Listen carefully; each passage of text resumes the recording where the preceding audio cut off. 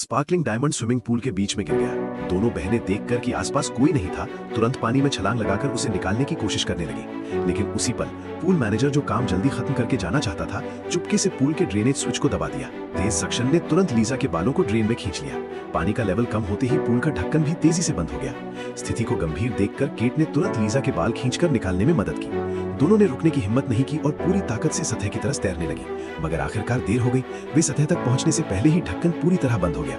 वे बिना किसी चेतावनी के पूल में फंस गए। दोनों बहनें घबरा गईं और मदद के लिए चिल्लाने लगी, मगर चाहे कितनी भी जोर से चीखें, किसी ने नहीं सुना। इससे भी बुरी बात यह थी कि अभी वीकेंड था और पूल कम से कम अगले सोमवार को खुलेगा। इसका मतलब था कि वे बंद पूल में दर्जनों घंटे फंसे रहेंगे। विभिन्न कारणों से वे वहां मर भी सकते थे। ये सोचकर दोनों के स्कैल्प सुन्न हो गए और उन्हें एहसास हुआ कि उन्हें बचने का कोई रास्ता ढूंढना होगा। वे तैरकर डाइविंग एरिया में पहुंची, फिर हाथ ढक्कन पर रखकर पूरी ताकत से उसे उठाने की कोशिश की, मगर ढक्कन बहुत भारी था और उसे धक्का देकर खोलना बिल्कुल बेवकूफी का सपना था। कोई चारा न था तो उन्हें दूसरा हल ढूंढना पड़ा। जल्द ही लीजा ने पूल के किनारे एक प्लास्टिक बोर्ड का टुकड़ा पाया। केट ने ढक्कन में एक चौकोर छेद देखा। ये देखकर लीजा के दिमाग में अचानक आइडिया आया। उसने प्लास्टिक बोर्ड को आधा तोड़ा, फिर उसे जोर से चौकोर छेद में धकेल दिया। शायद अगर वो इसे लीवर की तरह इस्तेमाल करके खोल सके तो बच सकती है, मगर देर तक कोशिश करने के बाद भी उसे बेकार पाया। इससे भी बुरी बात ये कि केट को डायबिटीज थी। अब तक वो साफ साफ चक्कर आने और बेचैनी का एहसास कर रही थी। उसे 3 घंटों के अंदर इंसुलिन इंजेक्ट करना जरूरी था। ये सोचकर केट ने मायूसी से आंखें बंद कर ली। जब वे पूरी तरह निराश हो गई तो अचानक स्विमिंग पूल का दरवाजा खुला। एक क्लीनर अंदर आया। जमीन पर एक वॉलेट और फोन देखकर उसकी आंखें फैल गई। वो उन्हें उठाने ही वाला था कि लीजा की चीखें सुनकर वो चौंक गया। दोनों बहनों ने सोचा कि आखिरकार बच गई। वे जोर जोर से मदद मांगने लगी। उन्हें क्या पता था कि उनके सामने कितना भयानक खतरा इंतजार कर रहा है। उनके फंसे होने का पता चलते ही क्लीनर और भी बेशर्म हो गया। उसने वॉलेट खोला और तलाशी ली।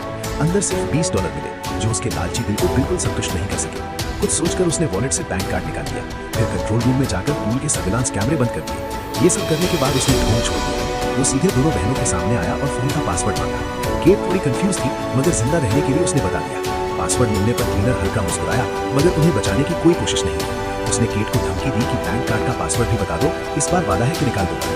ये सुनकर केट को क्लीनर की असली नीयत का पता चल गया। बेशक उसने मना कर दिया। क्लीनर गुस्से में आ गया और पूल का हीटिंग सिस्टम बंद कर दिया। जल्द ही दोनों बहनें ठंड से कांपने लगी। क्लीनर ने जोर से कहा कि अगर बैंक कार्ड का पासवर्ड नहीं बताया तो जमकर मरने के लिए तैयार हो जाए। इस मुकाम पर दोनों बहनों के पास कोई चारा नहीं था। केट को बैंक कार्ड का पासवर्ड बताना पड़ा। क्लीनर बेशर्मी से हंसा। उसने वादा किया कि पैसे लेकर वापस आकर बचा लूंगा।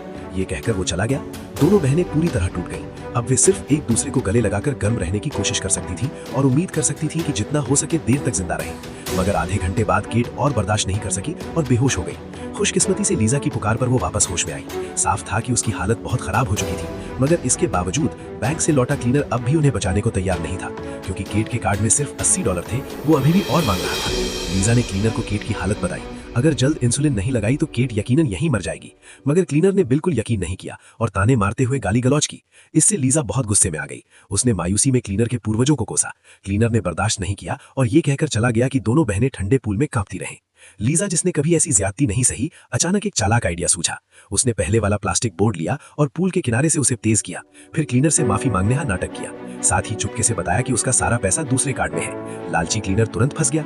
पासवर्ड साफ सुनने के लिए लीजा ने कान चौकोर छेद से लगा दिया, मगर नीचे लीजा इस पल का इंतजार कर रही थी। क्लीनर का कान छलनी हो गया और खून बहने लगा। दर्द से वो चीख उठा। गुस्से में लीजा ने तुरंत पूल का क्लीनिंग सिस्टम ऑन कर दिया। बड़ी मात्रा में गैस पूल में घुस गई। पहले शांत पूल अचानक तूफानी लहरों जैसा हो गया। लगातार उन पर हमला करता रहा। लीजा ने तौलिए से नोजल बंद करने की कोशिश की, मगर ताकत बहुत ज्यादा थी। इंसानी ताकत उसे रोक नहीं सकी। दोनों बहनें ऐसे अजाब में पड़ गईं जैसे कोई डरावना सपना हो। लीजा थोड़ी बेहतर थी, मगर कमजोर केट पूरी तरह बेहोश हो गई। लीजा ने तुरंत उसे सतह पर ले जाकर सांस लेने दिया, मगर ऊपर वाला क्लीनर अब भी स्थिति की गंभीरता नहीं समझा। अब क्लीनर को आखिरकार समस्या की गंभीरता का एहसास हुआ। वो दौड़कर कंट्रोल रूम गया और क्लीनिंग सिस्टम बंद कर दिया। लीजा ने गिड़गिड़ाकर कहा कि जल्दी बचाओ, क्योंकि केट सच में मरने के करीब है। मगर क्लीनर बेहद लालची था। कोई फायदा न मिले तो वो बिल्कुल मदद नहीं करता। स्थिति नाजुक थी। जिंदा रहने के लिए लीजा ने अपनी शादी की डायमंड अंगूठी निकालकर क्लीनर को जिंदगी के बदले देने का फैसला किया। डायमंड मिलने पर क्लीनर ने तुरंत वादा किया कि बचा लूंगा। ये सुनकर दोनों बहनों ने राहत की सांस ली, मगर पूल में बहुत देर इंतजार करने के बाद भी क्लीनर की तरफ से कोई बचाव नहीं आया। पता चला कि कंट्रोल रूम में खराबी थी। क्लीनर देर तक उसे ठीक करने की कोशिश कर रहा था। ढक्कन सील करने के बाद खोल नहीं सका। वो घबरा गया। समझ नहीं आया कि कौन सा कदम गलत हुआ। अगर इसकी वजह से कोई मर गया तो वो बहुत बड़ी मुसीबत में पड़ जाएगा। कुछ सोचकर क्लीनर ने साहसी फैसला किया। वो दोनों बहनों के पास आया और बताया कि कंट्रोल रूम में खराबी है, अभी मदद मुमकिन नहीं। लीजा ने कहा पुलिस को फोन करो, मगर क्लीनर डरता था कि बाहर निकलकर वे उसे रिपोर्ट कर देंगी। चाहे लीजा ने गिड़गिड़ाकर और गारंटी देकर कहा कि कुछ नहीं बताएंगे। क्लीनर को फिर भी शक था।